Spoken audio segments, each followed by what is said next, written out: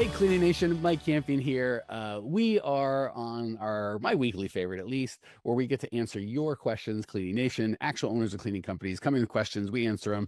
And then I think today we've got a little bit of a hiring theme coming together. So if you're new to the podcast, my name is Mike Campion. I own Grow My Cleaning Company. I've bought, built, and sold several multi-million-dollar businesses over the last 10, 30 years. I've been coaching owners of cleaning companies for the last decade. Lindsay is our customer happiness manager slash podcast rock star, and she's been with us years and years. That said, enough about us. Let's talk about you, I was going to say Tiffany. How are we going to start? But what I mean is, Lindsay, I believe Tiffany is our first question. Why don't you hit us with it? That was an epic intro, Mike. All right. A little caffeinated, so my apologies Oh. to the listeners. All good. All good. Yes. Tiffany sent in a question on the Facebook group. I've got one on-call helper for days I end up triple booked or two people want the same spot. But I'm considering giving this helper a clean a day. We have 12 recurring clients and sporadic one-time jobs. My question is, Mike, at what point do I step back from cleaning and going full-time to running my business? Whoa, okay. So those are completely different questions. They're both really good questions, but I heard two questions. I'm going to answer them separately. So one is, I've got a floater, as we call them. She looks like she has a helper, an on-call helper. Um, and how do we manage that? And the second one is, at what point do I step back? That's to me the much more interesting one, which I think will be more value to the group. So, and I, and I think in answering that, I can also hit the second one as well. So I'm so glad that I mean, what a great question, Tiffany.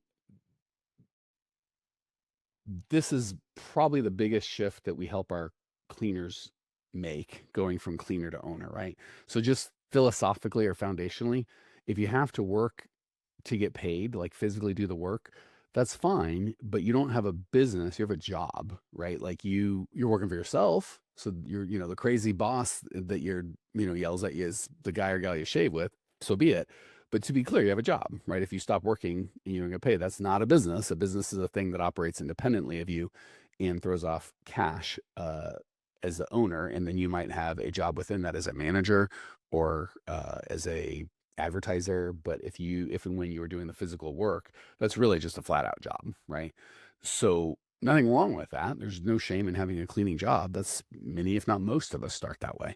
But so let's be clear on that. Second, when should I start transitioning from cleaner to owner is much more of a personal goals question than a business question. So I'm going to give you the business answer, assuming you, listener, including our friend Tiffany, want to move from. So my answer would be, as soon as you want to, let's make this party started. Like, let's go, right? We feel so strongly about this. If someone comes to us like, hey, help me grow my cleaning company, but I want to do the cleaning, I want to stay in it, we wouldn't even take them as a client, like, because that's just like, we're not angry at them. There's no judgment. It's just they'd like to be self-employed, and we help business owners. So I'm a huge fan of that notion of let me get this party started.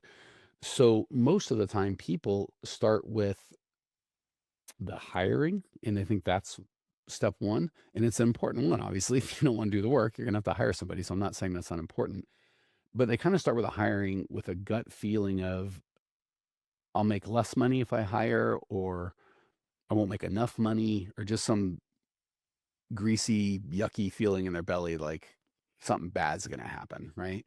So to avoid that, we want to start with the money, right? So what we coach our clients to do, and you, fine listener, is 45, 25, 30. So 45% goes to pay your cleaners, 25% goes to overhead, and 30% goes to the owner. So the reality is, if you're cleaning yourself, and maybe you've got a buddy or a friend, or God forbid your spouse, you've got to drag him or her into this nonsense. And I'm just going to make up some numbers. Say you're doing $7,000 a month between you, you're probably keeping north of $6,000, right? There's some supplies and maybe a little insurance and maybe uniform. There's stuff, right? Like, a lot of times we think there's nothing. There's stuff, trust me. And if we hire people, and again, we coach that 45, 25, 30, but let's just say 50% just to make it easy, right? I can't do 45% in my head, right? So let's say you immediately go from doing all the cleaning, which you and your helper are going to be exhausted, and you're going to have no time to work on the business because you're stuck in it. You could, presumably, your pay would be cut in half, right? You go from that 8 grand, what did I say? Yeah, say you're doing 8 grand and you're keeping 7. Well, now all of a sudden off of 8 grand, you have a $4,000 payroll. So now you're keeping, instead of 7, you're keeping 3, right? Um, 8 minus 4 for payroll is 4, and then minus 1,000 you were spending already on nonsense, or not nonsense, but overhead. Now you're down to 3. So the good news is that's a temporary setback, right? So it depends on what you do. If you take that free time and go relax, which is fine, it's your company. Now you have a company, you can do that. Now you've got actual profits. You can just, if 3,000 a month makes your day, then and you're like, I'll take the 3 grand on clean. God bless you, go do that.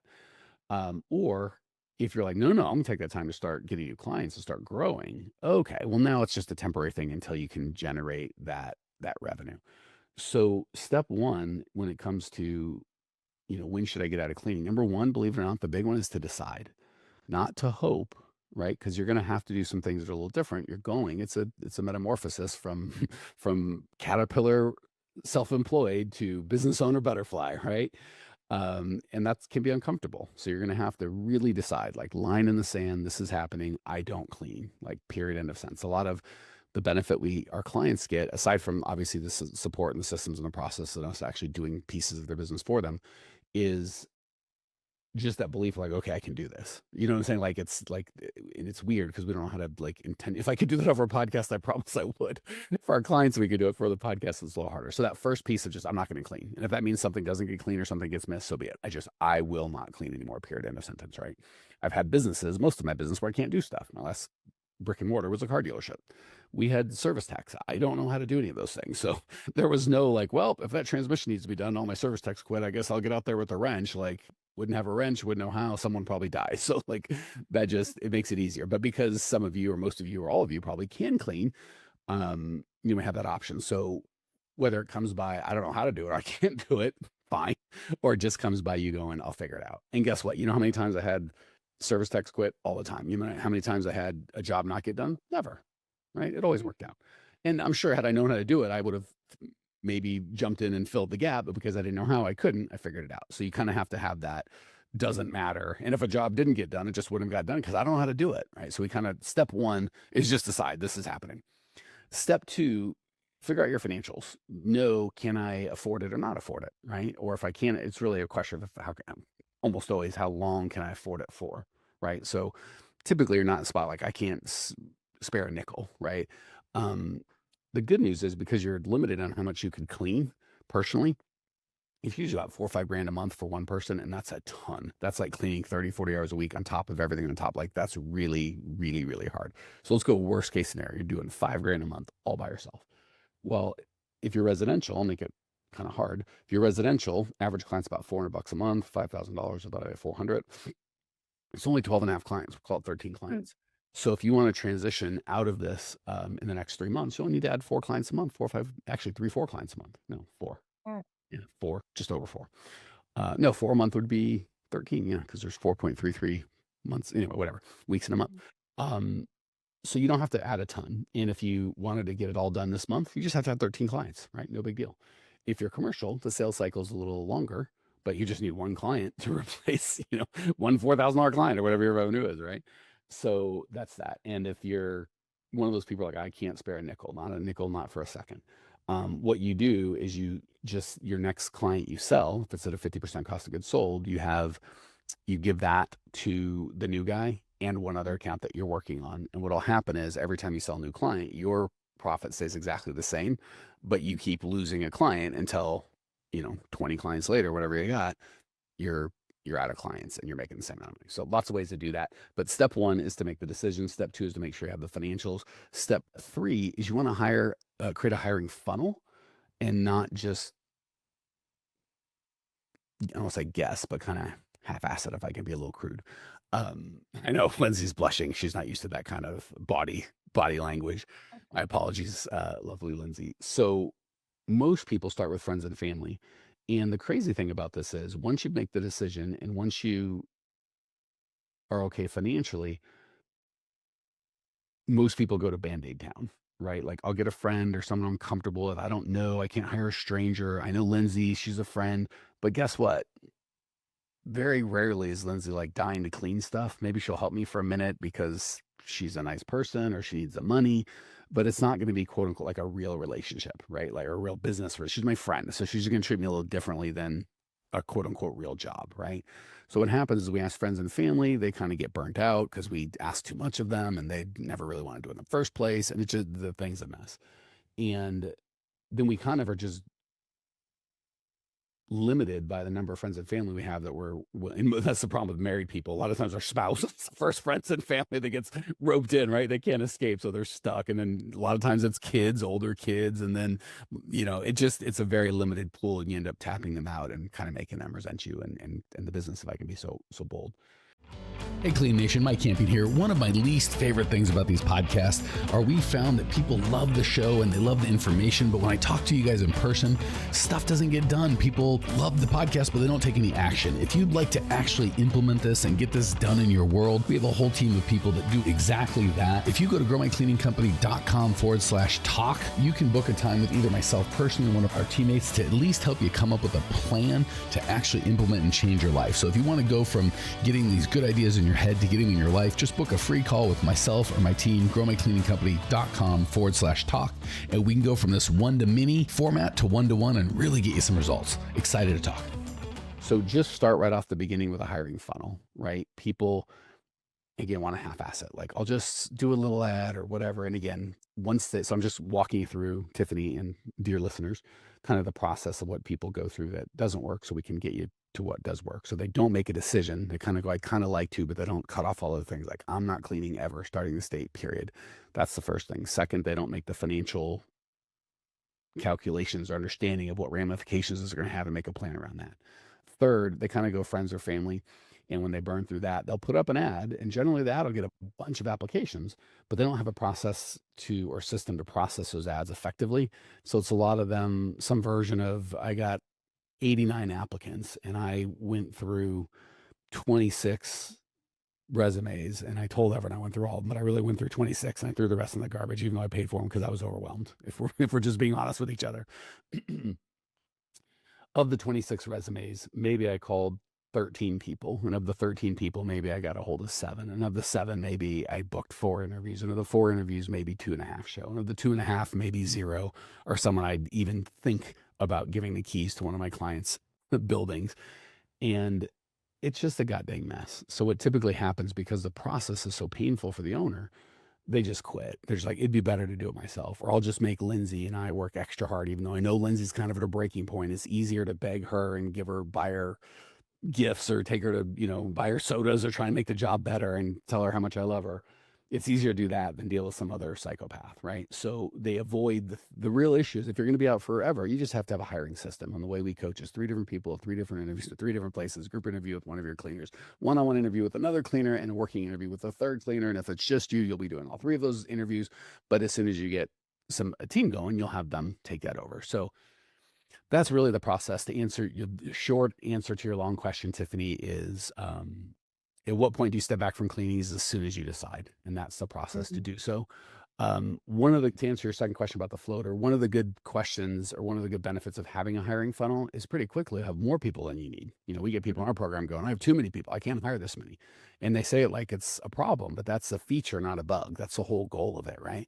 So what we do when we have quote unquote too many people is we top grade, right? So maybe Lindsay, who is my friend and or family, who's cleaning with me, ain't great. Right? She's been fed up with me and didn't want to do it. And she's kind of, the inmates are running the asylum. She knows I need her more than she needs me. So she does the very minimum for me not to fire, which is almost nothing because I'm desperate. And sometimes she won't even show up, but I tolerate it because, I need her. So once we've got the hiring funnel, we can get those people the heck out of here, right?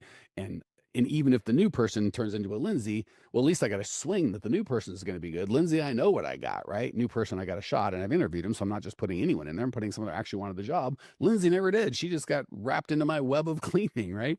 And if that new guy stinks, that's fine. There'll be another, there'll be another interview and another guy and another gal, and it's fine. They'll just keep coming. So first we use the top grade, and then second, when you're like, I'm totally full, I'm totally top graded, then we can offer people the floater position of, hey, don't know when I'll need you. If you want to earn your way into this team, here's what that would look like. For the next 30 days, you call. Anytime I call, you show up, you're ready to roll. And you're going to people won't want to do that. Yeah, most won't, but you can't hire them anyway. So if you have 10 people that are great and you offer 10 the floater position, only 2 say yes, that's still fantastic. So that's the process to step out of cleaning. That went way too long. I think we still have hopefully time for one reasonable one or two quickie. So what do you got, Lindsay? Or any Okay. questions or anything on that one before we move on? No, I don't have any questions. You actually you just answered, I think, my next question though from Allison.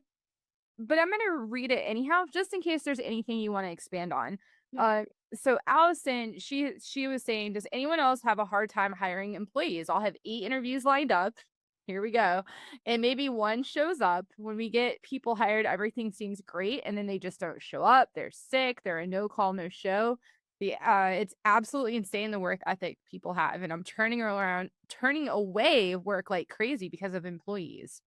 So I Well, think you just answered some of this, so Mike, but any more thoughts?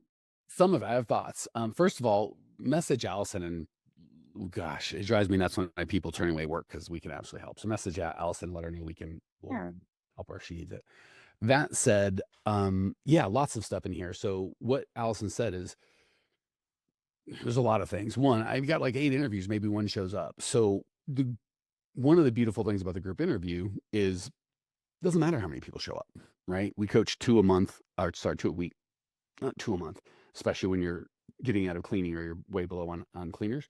So if you do 2 a week, we typically, and sometimes people do better than this, sometimes they do worse, but we're looking for about 10% to show up. So if you have 39 applicants, if you get 3 or 4, that's fine, or 5, totally fine, right? So the big thing is you want it automated, right? So what we coach our people to, and we set up their hiring funnel for them, but set up your hiring funnel. You can have an automated sequence where it like invites them and texts them. We coach our clients, don't look at the application. If people text with questions or they just ignore all of it. You've given them clear instructions on what to do and they get to sort themselves out, right? I don't care how good the application is. If Lindsay doesn't show up or doesn't follow instructions, I've lost interest, right? If her application doesn't look great, but she shows up, she's dressed nicely, she speaks well, she shakes my hand, looks me in the eye, she's kind to the other people. Like you get like, wow, this chick's good. The cool thing is I don't even have to hire at the group interview. She just qualified for a trip to the one-on-one interview. If that does, and if that, then for the workie. So like there's a system in place. So the beautiful thing is, Allison, if you have 8 people and only one shows up and it's a group interview that you're going to do, the big thing is you have time in these interviews, right? Like to get to 8 people, you looked at all the applications and you called them, and it's really frustrating when only one shows up. But when you're like myself, or within a couple weeks or a month at the most, your teammates are going to be spending 0 to 30 minutes at this group interview. You're like, I'm spending an hour a week at the group interviews. Who shows up will show up. So it's kind of like whether 9 people show up, cool, or nobody shows up, it's like okie dokie, or anywhere in between. So that the group interview the automation of the group interview will take care of the not worrying about the 7 who didn't show up. It's like they disqualified themselves. That's exactly what I wanted them to do, right? So, and then she's like, people don't show up once they do hire. I'm like, you think the guy that didn't even show up for the first interview is going to, once you hire, like if he didn't show up, then he's never going to, they did a great job raising their hand going, we're not a fit. Okay. When she says we get people hired and everything seems to be great, then they no call, no show. There's a couple things.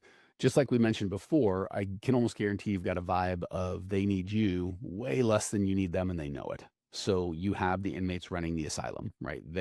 You're working for them, which is fine. You've got a good team, and I love serving my employees. I don't mind working for them for our common goal, but I don't like working for them to be, not for our common goal, for them to just kind of use me as a hotel. Like I come when I please and you pay me, and if I don't feel like it, piss off. So almost always that goes away again when you have more people wanting in than you can get in, because it's also the hiring process. If it's like, hi Lindsay, I'm Mike, nice to meet you, what makes you want to be here, blah blah. Oh, can you start today? Like when the hiring process is just like we do an interview and you like throw them a mop and they start the next day or the same day, and there's no process, there's no anything, they value it very little. So I'm guessing your hiring process to get in is too little, and you don't have enough people, so everybody kind of gets the immediate vibe, like, oh, like hopefully the vibe for our company, Lindsay can say different if she sees it, is this is a really cool place. Like the people we get to serve are great. The people I get to work with is great. I've had it, the pay is at least fair, if not better than fair. I pay Lindsay in hugs, but no one tell her. I don't even think she likes the hugs. She just like hanging out. So the vibe is mutual respect, right? It's not like desperately, I need you, Lindsay, please. Like if she left, it'd be really bummed because I love Lindsay and I enjoy her, but sure we could find another Lindsay and she could find another job, but she likes it here and we like her. Like, it's a mutual respect. She would never no call, no show because she's a goddamn human being and she cares about us and our team and it's just not who she is. So if Lindsay came to a team where everybody's like, oh yeah, we kind of don't do that, or we just whatever, and everyone's taking advantage, she's probably for her, she would leave. She's like, oh, this isn't my vibe. Like, I don't want to be a part of this. And then for the people that it attracts and stay, are the people like, oh, this is exactly what I like. I can run rampant in this. There's no accountability. Like, this is my kind of party. Like, I do what I want. Well, I'm the captain now. Like, that's a problem. So you've got to change the vibe. You do that by having more people that want in than you can hire. You top grade, like we talked about. And the last thing is weekly meetings, monthly parties, quarterly reviews. You hire based on core values. That's a whole different topic for a different day. But it's a culture problem, Allison. It's a systems process in terms of the 8 interviews and only 1 shows up. And people no calling, no showing is typically a culture problem that can be fixed with core values-based hiring ad, core values-based hiring funnel, weekly meetings, monthly parties, quarterly reviews.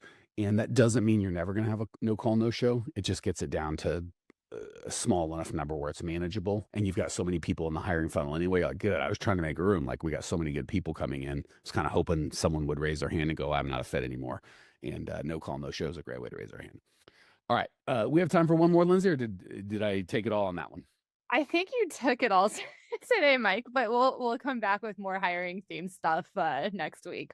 Yeah. So guys, gals, if you like whatever you think about the podcast, we love it. Share it. Give us the 5-star. That'd be great. Also, our Facebook group is totally free. Grow My Cleaning Company Facebook group. Jump in, ask a question, tag Lindsay. We'll answer your question. And if there's stuff that you want to hear about, let us know. We'll put it there. So if you like this, jump in the Facebook group, shoot us an email, support@growmycleaningcompany.com. Let us know what you like, what you don't like. This podcast is for you, owners of cleaning company. And if you're like, gosh, that was all really helpful, but I feel like this isn't enough, I need some real big boy help, feel free to reach out to us. We have coaches that will help you put together a plan. And, sometimes we work with you, sometimes we don't, but at least we can help you put together a plan. And you can message us on Instagram, email support@growmycleaningcompany.com. Join the Facebook group. I think there's a phone number somewhere, but mostly it's just messages. Reach out. We're real people. We're here to help. Talk soon. See ya. Hey, Cleaning Nation, if you dug the content you just got, we don't do any ads and I don't sell anything on this podcast, but if you would just subscribe, rate, and review, it would be huge and I'd be so appreciative. Not only is it going to help me, but you'll help other owners of cleaning companies across the world work less, make more, and get profitable. So if you appreciate the value we give, again, subscribe, rate, and review. It would mean the world to me. I'd really appreciate it. And we sure appreciate your time and attention.